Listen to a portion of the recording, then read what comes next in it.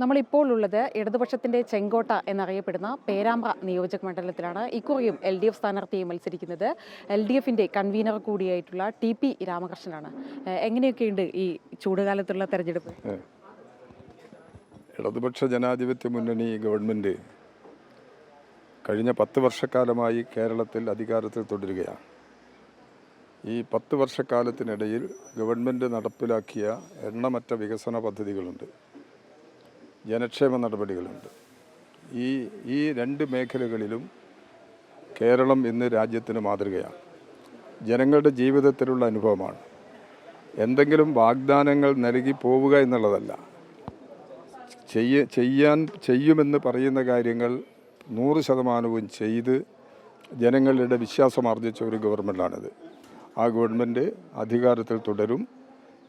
അതിനനുസൃതമായി ഗവൺമെൻറ്റിൻ്റെ പദ്ധതികൾക്ക് വലിയ തോതിൽ ജനപിന്തുണ കിട്ടുന്നുണ്ട്. ഇവിടെ 2016 നടന്ന തെരഞ്ഞെടുപ്പിൽ ഇടതുപക്ഷ ജനാധിപത്യ മുന്നണിക്ക് 4400 വോട്ടിൻ്റെ ഭൂരിപക്ഷമാണ് കിട്ടിയത്.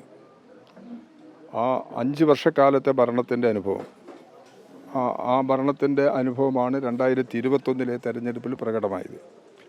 2021 തെരഞ്ഞെടുപ്പിൽ എനിക്ക് ലഭിച്ച ഭൂരിപക്ഷം 22,000 വോട്ടാണ്. അത് ഗവൺമെൻറ് ചെയ്ത നടപടിക്കുള്ളൊരു അംഗീകാരമാണ്. എല്ലാ ദുരന്തങ്ങളെയും നേരിടാൻ സംസ്ഥാന ഗവൺമെൻറ്റിന് കഴിഞ്ഞു. നേരത്തെ ഞങ്ങൾ LDF സ്ഥാനാർത്ഥിയോട് സംസാരിച്ചപ്പോൾ ഇവിടെയും UDF, CPF അല്ലെങ്കിൽ LDF ഒരു സഖ്യമുണ്ടെന്നാണ് പറയുന്നത്, ഡീലുണ്ടെന്നാണ് പറയുന്നത്. അതൊക്കെ അടിസ്ഥാന ഈ UDF ഞങ്ങളെ വല്ലാണ്ട് വഴക്ക് പറഞ്ഞ് നടക്കുകയാണ്, ഞങ്ങളെ തെറി വിളിക്കുകയാണ്, ഞങ്ങളെ ആക്ഷേപിക്കുകയാണ്, ഞങ്ങൾക്കെതിരായിട്ട് ആരോപണം ഉന്നയിക്കുകയാണ്. അവിടെ എങ്ങനെയാണ് ഡീലുണ്ടാകുക? ഡീല് ഈ പരസ്പരം ഇപ്പം ചില സ്ഥലങ്ങളിൽ BJP ഞങ്ങളും തമ്മിൽ ഡീലാണെന്ന് പറയുന്നത്, അത് BJP അംഗീകരിച്ചു കൊടുക്കും. CPM ഒരാളായിട്ടും ഡീലില്ല. CPIM വികസനത്തിൻ്റെ ഒരു രാഷ്ട്രീയമാണ് മുന്നോട്ട് വെക്കുന്നത്. ആ രാഷ്ട്രീയ നിലപാടുകൾ സംസാരിക്കുക എന്നുള്ളതല്ലാതെ ആരുമായിട്ടും ഒരു ഡീലും ഇടതുപക്ഷ ജനാധിപത്യ മുന്നണിക്കില്ല, CPM-നുമില്ല. കക്കയം ഈ ക്യാമ്പിൽ വെച്ച് ഭീകരമായിട്ടുള്ള ഒരു മർദ്ദനത്തിനൊക്കെ ഇരയായിട്ടുണ്ട്, കാരണം സ്റ്റേഷൻ ആക്രമണവുമായി ബന്ധപ്പെട്ടിട്ടൊക്കെ.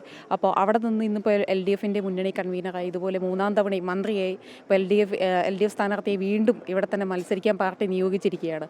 അപ്പോൾ നിലവിൽ നിരവധി നമ്മുടെ നേതാക്കളടക്കം, CPM-ൽ നിന്നടക്കം തലമുതിർന്ന നേതാക്കളടക്കം വിട്ടുപോവുകയും ചെയ്യുന്നൊരു സാഹചര്യത്തിൽ ഇത് രണ്ടും കൂടി എങ്ങനെയാണ് നോക്കിക്കാൻ പറ്റില്ല. നിങ്ങൾ ഉദ്ദേശിക്കുന്ന ചില സമയത്ത് ആലപ്പുഴയിലെ ചില പ്രശ്നം, കണ്ണൂരിലെ ചില സംഭവങ്ങൾ, ഇത് എല്ലാ കാലത്തും ചില പാർട്ടികളിൽ ചിലപ്പോൾ നേരിടേണ്ടി വരും. അത് ആ പാർട്ടിയുടെ ഒരു നയത്തിൻ്റെ തെറ്റായിട്ട് കണക്കാക്കേണ്ടതില്ല. അത് ഇങ്ങനെയൊരു നിലപാടാണ് ആ പാർട്ടിയിലുള്ള എല്ലാവരും സ്വീകരിക്കുന്നത് എന്നുള്ളതും പറയുന്നത് ശരിയല്ല. ചില ഒറ്റപ്പെട്ട പ്രശ്നങ്ങൾ ഉണ്ടായിട്ടുണ്ട്. ആ പ്രശ്നങ്ങളെ അവിടുത്തെ പാർട്ടി നല്ല നിലയിൽ നേരിടുന്നുണ്ട്. അതൊരിക്കലും കേരളത്തിലെ ഇലക്ഷനെ പ്രതികൂലമായി ബാധിക്കില്ല. അതാണ് യാഥാർത്ഥ്യം.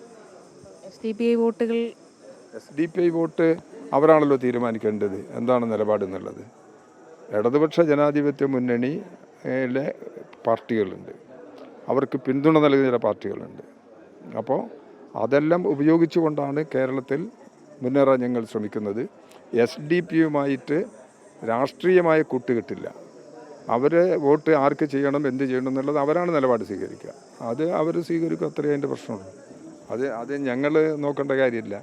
വലിയ രീതിയിലുള്ളൊരു മുന്നേറ്റം ഇക്കുറി ഉണ്ടാക്കുമെന്നാണ് പറയുന്നത് ഈ NDA സഖ്യം. അത് കേരളത്തിൻ്റെ രാഷ്ട്രീയത്തിൽ അത് യാഥാർത്ഥ്യവുമായി ചേരുന്നതല്ല. അവർ മുന്നേറ്റമുണ്ടാക്കും എന്നിപ്പം നേമത്ത് മുമ്പ് ഇലക്ഷനിൽ BJP ജയിച്ചിരുന്നല്ലോ, O രാജഗോപാൽ. അത് അവസാനിപ്പിച്ചല്ലോ. ഇപ്പോൾ കേരള നിയമസഭയിൽ BJPൻ്റെ പ്രതിനിധികളില്ലല്ലോ. കേരള നിയമസഭയിൽ BJPയുടെ പ്രതിനിധികൾ വരാനുള്ള സാധ്യത വളരെ കുറവാണ്. അതൊരു പ്രചരണത്തിന് വേണ്ടി ഉന്നയിക്കുക എന്നുള്ളതല്ലാതെ വേറെ ഒരു രീതിയിൽ അതിനെ എടുക്കേണ്ടതില്ല എന്നാണ് എൻ്റെ അഭിപ്രായം. അപ്പോൾ തുടർച്ചയായിട്ടുള്ള 3-ാം വർഷമാണ് LDF സ്ഥാനാർത്ഥിയായി LDF കൺവീനർ കൂടിയായിട്ടുള്ള TP രാമകൃഷ്ണൻ പേരാമ്പ്ര നിയോജക മണ്ഡലത്തിൽ മത്സരിക്കുന്നത്. ഏതായാലും വിജയത്തിൽ കുറഞ്ഞതൊന്നും അദ്ദേഹവും അതുപോലെ തന്നെ LDF ക്യാമ്പും പ്രതീക്ഷിക്കുന്നു.